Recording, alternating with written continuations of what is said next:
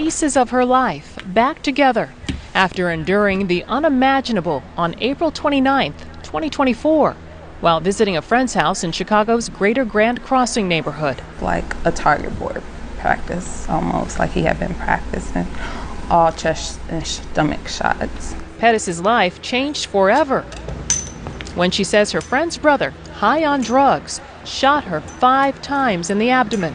She was given a 2% chance of surviving. I also struggled with my digestive system and had to be totally repaired. Medical records show loss of blood flow led to the amputation of her left leg.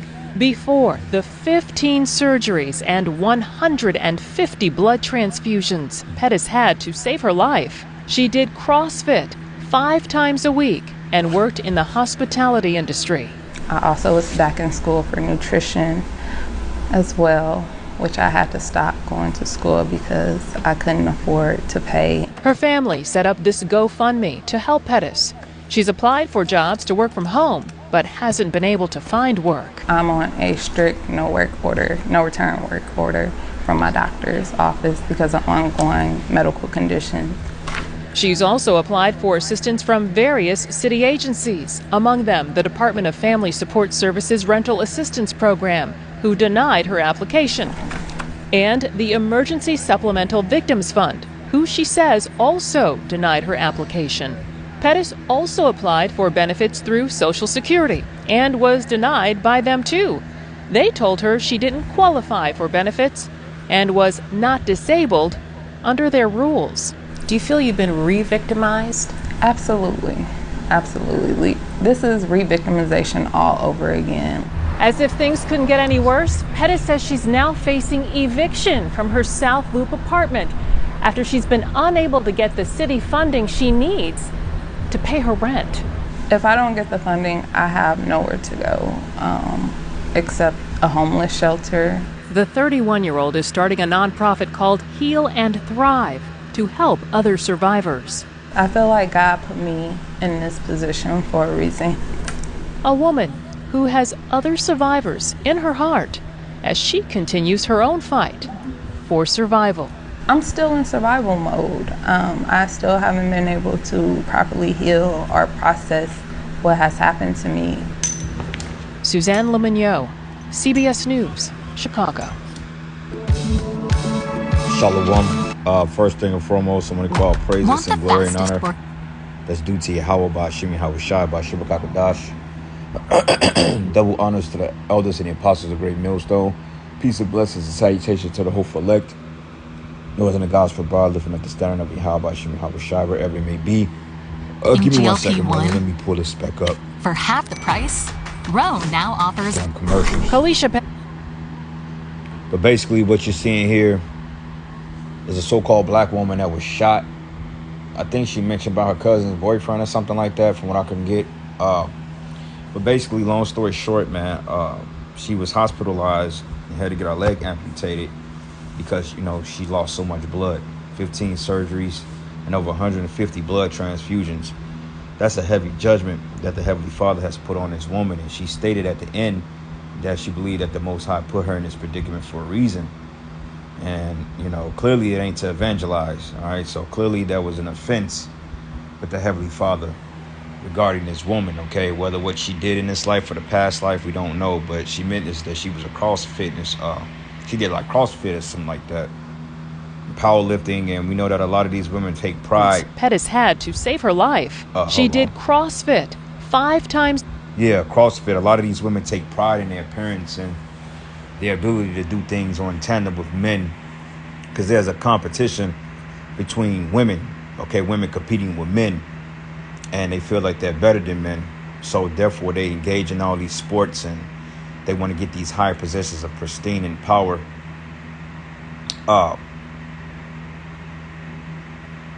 pristine in power, just to be over the man, just to say, well, look, we're better than men.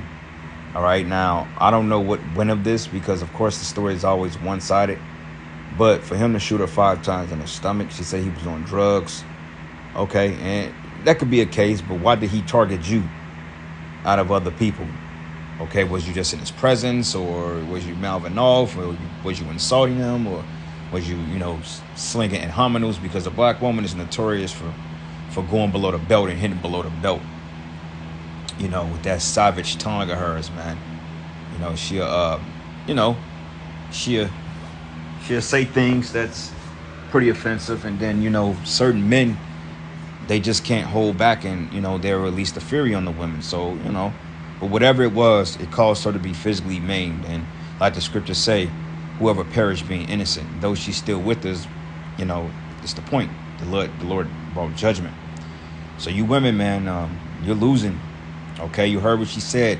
She said she's in survival mode, which most of you are, because most of you don't have no money, don't have men or husbands, multiple baby daddies, and the list goes on. So you so-called black women, man, you're losing, man. There was a video the other day that I believe a black woman, I think she was in the military or some type of, not military, she was doing some type of service. I don't know if she was getting ready to sing an anthem or something, and then she just fell out. Matter of fact, let me look it up real quick. Black woman falls out. Wow.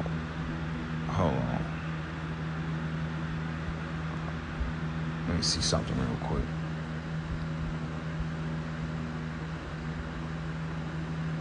I'll say this, not falls out, faints.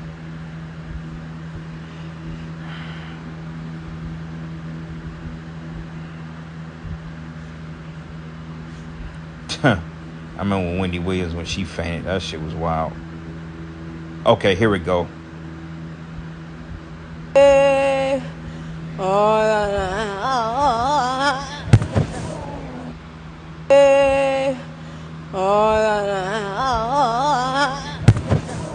All right, and that's just a small clip, but we know that the so-called black woman,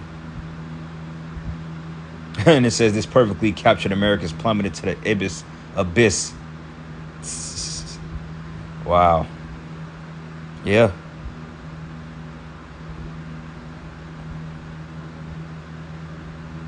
It says I went searching for it to see if this is real. Oh shit. Me too, same. And people are making money off. People are making mockery of the black woman, man. And hey, you're through. Okay, you don't have too many people coming to your defense. All right, and I'm not saying what happened to this. Not this one. This other young lady, which was shot 5 times in the gut. But hey, you call a spade a spade. What did you do? What did you say? Because you got to question that now. Because these women, they're completely out of order. Okay. They're too many in abundance, and yet far in between they're humble, meaning they're not really humble, So she appeared to be nice looking. She seems pretty humble. But prior to that, who's to say that she was humble?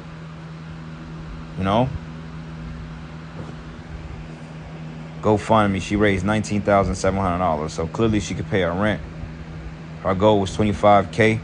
She damn near raised her goal. But it says, help Kalisha heal and thrive. But even through all that money, you'll never be the same again because your digestive system is off. You don't have proper working limbs. You're in pain. You got to constantly take medication. It's not a life to live, to say the least. All right. Proverbs 16:18. Pride goeth before destruction, and a haughty spirit before fall. Yeah. And we're seeing the tenets of this kingdom collapse. Okay. Because ultimately the people, they're just proud and prideful and haughty. It says, better it is to be of a humble spirit with the lowly than to divide the spoils with the proud. Okay. And a lot of you people, man, you rather be of a proud spirit, and you want to engage and partake in the festivities of this world, man. Okay. While indulging in wickedness and sin. Look this up. Yeah, but you black women are dead. You're through. And nobody's coming to your defense at all. Peep this. This is the book of Sirach 30. And I'm going to start at verses 14. It says, better is the poor being sound and strong of constitution than a rich man that is afflicted in his body. Health and good state of body are above all gold, because nothing beats when you feeling like gold, man. Okay, when you got those mornings when you optimal, you feel pretty decent, you ain't all messed up. hey, you know, it's like, goddamn, you feel like you can literally leap buildings. And you got them days when your body just ain't, you know, your body ain't corresponding with your mind, and you just like, you know what, I just want to be left alone. I'll catch y'all on the other side, you know. But here it says, health and good estate of body are above all gold, and a strong body above effeminate wealth. Because you got rich men, okay, rich men that can't even spend and enjoy their riches because they're so through. Okay, like David Rockefeller, he had 6 heart transplants. Okay, but yet he's one of the richest men in the world. Okay, what he was. Okay, he come from one of the top elite families, the Rockefeller, which is the American equivalent of the Rothschilds. He come from that stock of Edomite men. Okay, wealthy, wouldn't miss a meal in 3 lifetimes, man. You know, but yet he had to get 6 heart transplants.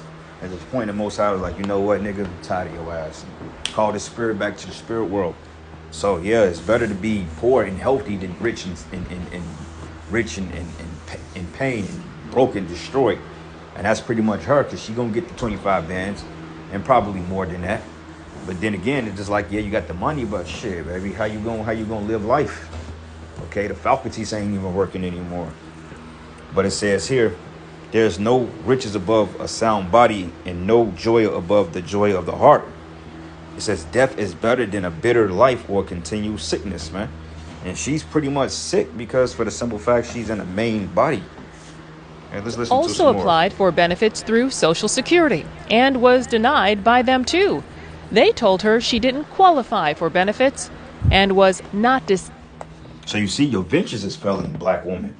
Okay, your ventures is failing. The Lord is cutting the ventures, because in days, in the ancient, well, I won't say in the ancient world, but back in the day, they was willingly giving you black women money. You know what I'm saying? You was getting money just for putting your baby daddies on child support. Okay, you was getting money for existing. They give you programs, you know, when it comes to the financial aid, when it comes to welfare, Section 8, you were first in line, and you were being fed with all these dainties. Now they ain't even giving you shit. And they got programs for people like this. She's basically disabled, but they cutting a lot of disability, Medicare or Medicaid, one of them. Okay, they've cutting a lot of funding, man, due to this budget cuts. And they're putting all the money into the military and into ICE, and they're cutting and they're taking money away from you people. And you women, you gonna suffer the most, because you the one that's, you know, you benefited the most off this system. It says you do not qualify for benefits. You are not disabled under our rules. Shooting survivors, new flight. And they look at it like, well, look, bitch, you just got shot. It ain't like, you know, you dying from a chronic illness. They like, well, shit, you got shot. You probably put yourself in, you know, in a line of fire, you know. And that's how they think about you people.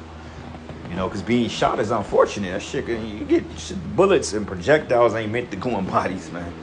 Okay, you get shot in certain organs, man. It's really through the grace of the Most High that you even survive something like that. And clearly, she's going to be suffering for the rest of her life. So you be right off in the spirit world than to live a life like that, man. disabled under their rules.